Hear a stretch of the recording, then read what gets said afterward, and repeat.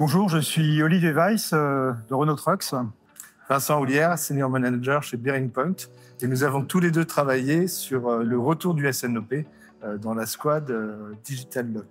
Et dans le cadre du Digital Lab de France Supply Chain. Retour du SNOP, déjà commençons par le point principal sur ce qu'est le SNOP en fait. Le SNOP, Sales and Operation Planning, simplement pour rappeler qu'à la base, il s'agit d'un processus de décision. Donc on doit arriver à une décision et qui doit reposer sur une base solide, collégiale, transversale et surtout qui est itérative. Alors Vincent, pourquoi parler du retour du SNOP? Effectivement, le SNOP, c'est quelque chose d'ancien. Et si on parle du retour, c'est qu'il y a plusieurs facteurs concomitants qui nous arrivent en ce moment. Le premier, c'est la data.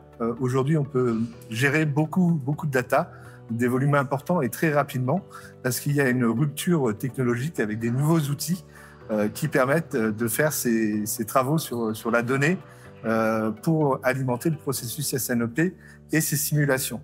Donc, rupture de data, rupture d'outils et aussi rupture de contexte pour les entreprises industrielles. Avec le Covid et l'après-Covid, effectivement, les entreprises sont plus vulnérables aux crises. C'est ce qu'on appelle le monde VUCA, avec cette vulnérabilité qui impose résilience et agilité des entreprises. Enfin, les outils, encore une fois, on est passé de l'Excel à des APS en passant par des EPM pour supporter ce processus qui permet de plus simuler et mieux simuler les chaînes logistiques. Et pour également ajouter une troisième rupture, qui est une rupture liée notamment à l'apparition de nouveaux marchés, de nouveaux modèles de marché qui rendent encore plus le SNOP crucial.